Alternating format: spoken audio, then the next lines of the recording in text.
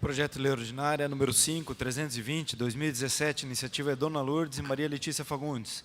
Institui a Semana de Conscientização sobre a Fibromialgia no município de Curitiba. Publicada a apresentação no Diário da Câmara 9.598, em 12 de setembro de 2017. Publicada a instrução, pareceres e emendas no Diário da Câmara 9.760, em 9 de maio de 2018. A votação é global e simbólica e a aprovação é maioria simples em primeiro turno. Em discussão, uma das autoras da iniciativa do projeto de lei, vereadora doutora Maria Letícia, juntamente com a vereadora Dona Lourdes. Vereadora Maria Letícia, 15 minutos prorrogáveis. Bom dia, vereadoras e vereadores. Bom dia, presidente. Eu venho primeiro agradecer aqui a oportunidade que me foi dada pela Dona Lourdes de defender um projeto que trata de saúde, fibromialgia. Dizer da minha admiração e do meu carinho por essa vereadora desde 2005, já com um trabalho fantástico em justiça social, enfim, muito carinho e uma enorme admiração pela senhora, Dona Lourdes. Agradecendo a oportunidade. Fibromialgia, vamos lá. Eu tenho um primeiro... Pode passar e já deixar nesse segundo isto.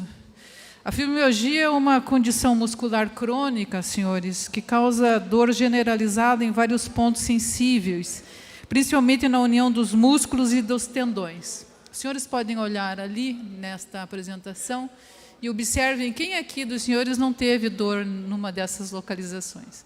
Eu tenho certeza que aqui entre nós temos certamente alguém sofredor de fibromialgia, talvez muitos até.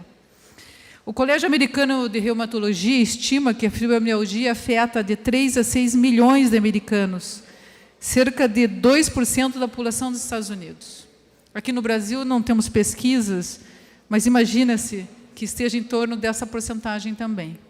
Os pacientes são predominantemente mulheres, 80% a 90% das pessoas que sofrem de fibromialgia são mulheres, com um pico de incidência entre 30 e 50 anos de idade, podendo manifestar-se também em crianças, adolescentes e indivíduos mais idosos. Não há preferência aqui por faixa etária. Qualquer faixa etária pode sofrer de fibromialgia. É uma doença que não tem diagnóstico laboratorial e, portanto, é um diagnóstico muito difícil. Fica, portanto, dependendo da avaliação clínica. É surpreendente que essa doença, senhores, esse dado é muito interessante, atinja principalmente o nível socioeducacional mais privilegiado. Por que será? Né? Quanto mais as pessoas têm recurso e mais educação, elas sofrem mais de fibromialgia. Talvez a doença tenha aí alguma fundamentação ligada a questões emocionais, estresse, excesso de trabalho, etc. Os sintomas variam desde dores leves ao cansaço geral, impedindo, inclusive, a locomoção. O diagnóstico, como eu disse, é limitado à avaliação clínica e é difícil, os sintomas são invisíveis, as pessoas assumem muitas vezes problemas até psicológicos decorrentes de uma dor que não cessa nunca, porque não há um tratamento específico para isso, senhores vereadores. Pode passar o próximo. Só mostrando aqui a incidência, no Brasil, cerca de 3%, são 6 milhões de pessoas com fibromialgia. E ali tem 4 desenhinhos, 3 deles são mulheres. É grosseira a maneira como a doença atinge as mulheres. Médicos reumatologistas, sem dúvida, são a especialidade que nós aconselhamos para que faça o diagnóstico e o acompanhamento, mesmo porque tomar a medicação por si só não vai resolver a doença. Doenças que são de difícil... Pode passar o último? Não tem mais nenhum. Muito obrigada, pode apagar o slide. Sim, me pergunta aqui a vereadora se pode surgir como enxaqueca. A enxaqueca pode ser uma consequência, porque como compromete a musculatura lombar, dorsal, escapular, cervical, essa tensão da musculatura pode levar à enxaqueca, vereadora. Muito bem colocada a sua pergunta. Pois não, vereadora Maria, vamos lá. Uhum. Obrigada pela parte. Pois é, me chamou a atenção, né? Porque muitas vezes a gente tem uma queimação nas costas, aquela dor que não sossega. Pode ser isso, doutora? O sintoma é diferente dessa Não, senão, o sintoma pode ser bem esse, vereadora Maria. A dificuldade que eu lhe digo agora, de certeza, é que não havendo exame complementar, eu não posso dizer se é. Então, o que de um modo geral acontece no diagnóstico da fibromialgia? É um doente que é acompanhado de maneira crônica, por longo prazo, porque a doença é crônica. E o diagnóstico é feito de maneira contrária, ou seja, nós afastamos os diagnósticos diferenciais. Minha irmã tem muita enxaqueca, e não descobre. Neurologistas já fizeram 1001 exames.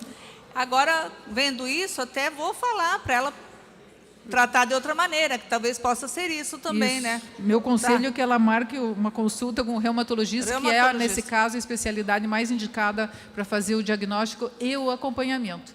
Obrigada, né? Porque muitas vezes o acompanhamento não é só com analgésico, né? O acompanhamento ainda precisa de outras coisas.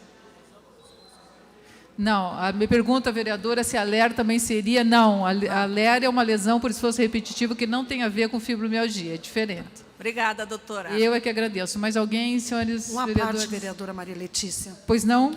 Então, muita gente também confunde a fibromialgia com a artrite reumatoide, né? Isso, é diagnóstico diferencial, né? Por isso que eu digo, o diagnóstico da fibromialgia é feito por exclusão. Afastar da artrite reumatoide, o diagnóstico mais provável será a fibromialgia, desde que afastar os outros diagnósticos prováveis também. Mais alguém? O vereador Tiago Ferro. Parabéns, dona Lourdes, vereadora Maria Letícia. De forma prática, como que vai ser desenvolvida a semana de conscientização sobre fibromialgia? Então, vereador, desde o ano de 1992, o dia 12 de maio, já foi designado pela comunidade internacional como uma data de conscientização mundial da fibromialgia. No Paraná, inclusive, encontra-se em vigor a Lei 18866, de 2016, que institui o Dia Estadual da Fibromialgia. O que se deseja, o que a dona Lourdes entendeu, é que nós traríamos esse tema para o município para que se criem campanhas informativas.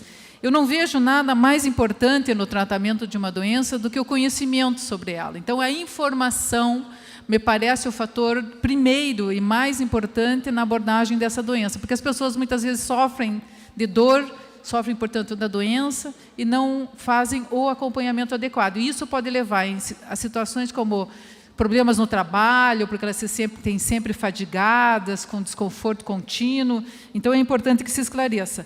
A Semana de Conscientização sobre a Fibromialgia tem como objetivo, portanto, além de informar os pacientes acometidos pela patologia, conscientizar toda a sociedade sobre a importância do diagnóstico e a difusão das demais legislações já existentes que garantem serviços e benefícios específicos ao paciente. Vereador. Só quero chamar a atenção aqui que me falava a vereadora... Quem? Alguém me chamou? Alguém pediu a parte? Me chamava a atenção aqui a vereadora Julieta, que só mulheres tinham feito a parte até agora, por coincidência. O único vereador homem foi o Tiago Ferro. Parabéns, vereador. Não só mulheres. Vamos lá, vereador Hélio. Vereador, nós recebemos aqui também a Associação das Pessoas que têm Esclerose Múltipla. Há um comparativo entre essas doenças, porque é muito difícil o diagnóstico também da esclerose, né? Então, gostaria que a senhora explicasse um pouco e nos esclarecesse qual é a real diferença e qual é a importância de diagnosticar e de acompanhar o tratamento. A esclerose múltipla é uma doença de difícil tratamento, fundo neurológico, geralmente de fundo imunológico. O diagnóstico transita aí pelo estudo das imunoglobulinas, ou seja, dos anticorpos, mas tem diagnóstico laboratorial. Então, muitas vezes, a gente consegue chegar claramente a um diagnóstico de esclerose múltipla, porque o laboratório nos ajuda a fazer isso. A doença é muito mais incapacitante, a esclerose múltipla, do que a fibromialgia. Ela causa, muitas vezes, problemas de mobilidade tão importantes que levam as pessoas a cadeiras de rodas. Elas ficam, muitas vezes, impedidas pela lesão sequelar da doença de caminhar, vereador. Muitas vezes, difícil é de deglutir, difícil é de expressar, muitas vezes, os movimentos, porque elas não têm condição neurológica, de condução nervosa ao movimento. Diferente da fibromialgia, que aqui trata de dor. Basicamente, o impedimento está relacionado pela fadiga e pela dor constante, mas não pela lesão irreversível da célula nervosa, que é o que acontece com a esclerose múltipla. A esclerose é uma doença terrível, difícil de tratar, difícil acompanhamento mesmo. Obrigada pela oportunidade. Vereadora. Pois não, vereador Marcos? Parabéns pela iniciativa, vereador Maria Letícia, vereador Dona Lourdes. Como a apresentação já mostrou que essa doença ela afeta mais mulheres, né? Eu, na minha família, a minha mãe sofreu muito com isso, e hoje tem mais uma pessoa também, mulher, na família, que foi diagnosticada na semana passada e está sofrendo com muita dor. Durante o período que a minha mãe estava passando por essa, talvez, não sei se seria o ponto mais forte dessa doença, que era muita dor, eu procurei ler bastante para tentar entender um pouco, né? Porque diziam que não tinha cura, que era isso mesmo, era medicamento para tentar aliviar a dor. E vi que tinha grupos aí no Brasil, em alguns lugares, que eles se encontravam até em praça para fazer atividade física, porque seria uma das maneiras de aliviar essa dor. E agora, como fui diagnosticada na semana passada, mais uma pessoa na família, só gostaria assim de... Realmente a atividade física, ela contribui para a melhora o alívio da dor? Sim, vereador, que ótima pergunta. Contribui sim, mas eu vou lhe dar uma informação. Atletas profissionais, por exemplo, olímpicos, que treinam de forma intensa e contínua, sofrem muitas vezes de fibromialgia. Não que a atividade seja a causa, mas muitas vezes o fator atividade física não é impeditivo para a doença existir, para acontecer. Mas sim é um tratamento. E por quê? Existe uma explicação muito clara. A atividade física libera a endorfina, que é um agente bioquímico, químico, neurológico, que faz com que haja diminuição da dor.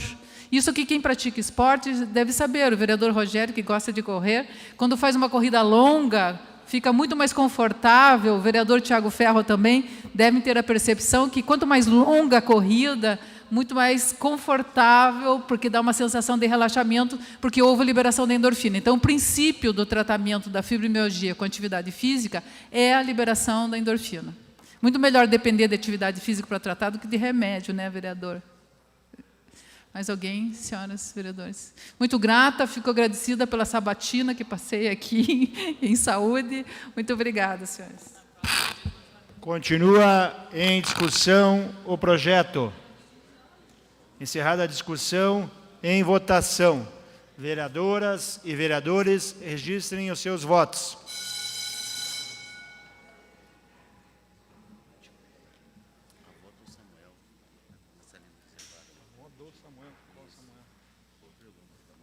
Tá, eu já vou...